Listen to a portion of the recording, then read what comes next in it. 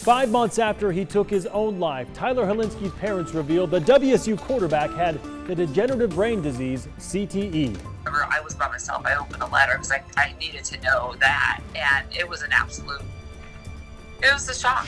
And as we learn more about CTE and the link to football, schools are also working to prevent head injuries. A Washington high school is testing these. They're padded helmets. They look kind of funny, but coaches and parents want to know, can it make the game safer? Temperatures aren't too much of a threat over the next couple of days, but we are seeing pretty breezy conditions, plus an increased chance of showers into your weekend. He was a young and promising quarterback at Washington State University when he suddenly took his own life 5 months ago. Today, Tyler Helinski's parents revealed their son had CTE, a degenerative brain disease that has been linked with football. Thank you for being here with us tonight. I'm Whitney Ward. Welcome, everyone. I'm Mark Hanrahan. The renowned Mayo Clinic requested Helinski's brain for testing after his death. Our sports director, Johnny Tripp, joining us for the top of the show. Doctors told Helinski's their son had the brain of a 65-year-old, which understandably they said was difficult to take. One of the questions people, of course, have had since Helinski took his life is whether there were any signs that a young man known for being so positive, funny, and outgoing could be battling with suicidal thoughts. Tyler's mom, Kim, first told the Today Show there weren't any verbal signs to WSU or to the family that anything was wrong. But there were subtle changes in behavior as detailed in the Sports Illustrated piece that came out today. Tyler being less responsive to calls and texts. Kim even texted her son at one point asking if something was wrong.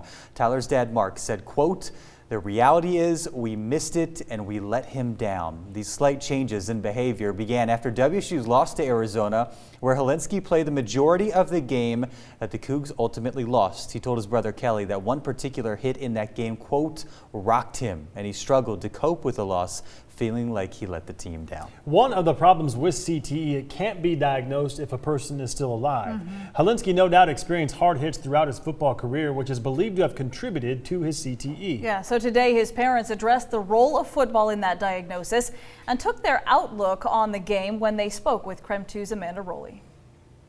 Well, Mark and Kim Helinski, the parents of Tyler Helinski, told me this afternoon that football has been a major part of their family for generations, like it's in their DNA. So as you can imagine, it was difficult for their family to learn Tyler had CTE. They shared with me their reaction when they got the news. I remember I was by myself. I opened a letter because I needed to know that, and it was it was a shock.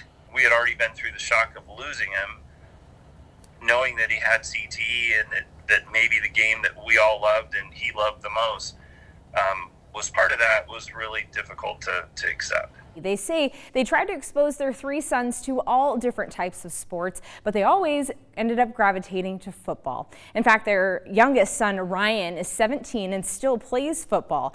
I asked Mark and Kim if they still support that after learning about Tyler having CTE. If he were 10, very easy decision, but it's his decision now. So that really what all we could do is educate him, educate ourselves, and support his decision. Knowing what you know now, do you blame football for Tyler's death?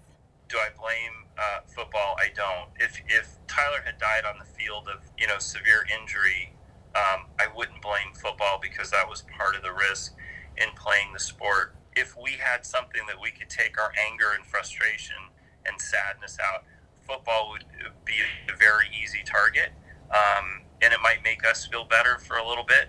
But I don't think that's the proper response.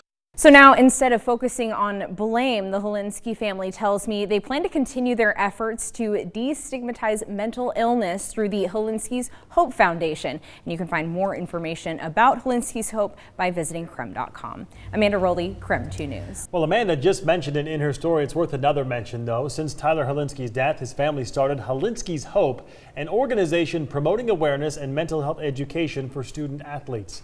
To read more about Helinski's Hope Project or to find resources for someone who may be struggling with suicidal thoughts, you can visit KREM.com. You can also download our mobile app.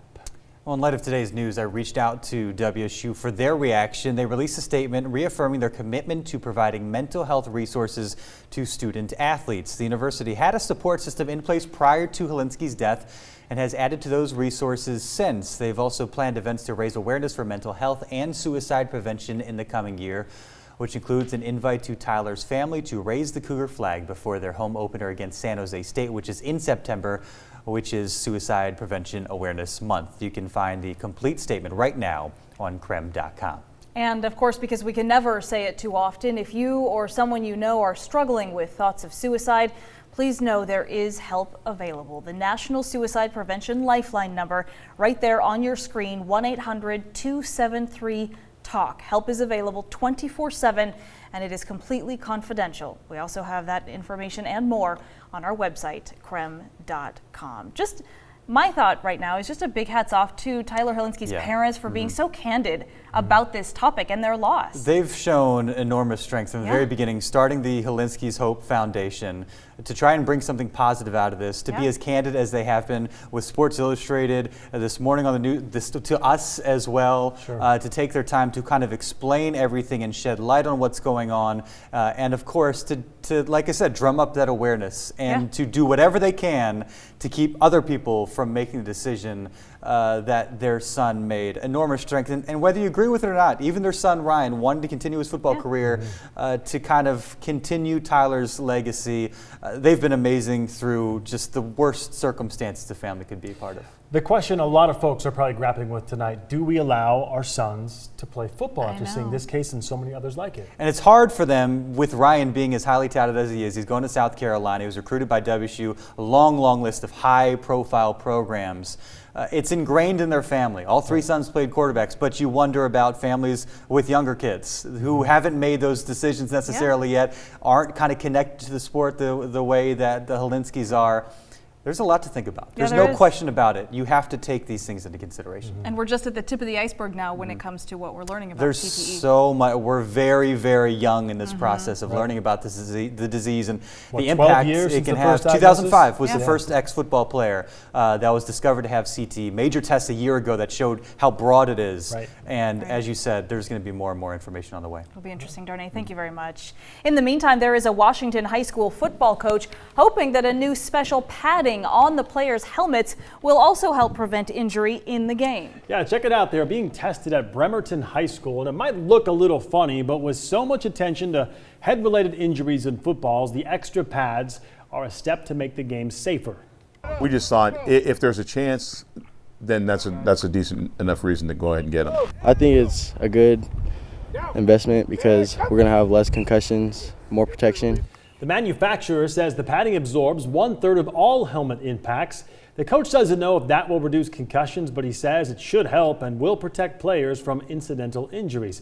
More and more high schools are choosing to use those padded helmets, around 1,000 across the nation and more than a dozen now in the state of Washington. Yeah, and colleges too taking part. Eastern Washington University actually uses those pads when they practice, and it's hard to argue with anything that could help. If it helps, it's worth a shot, right? For sure.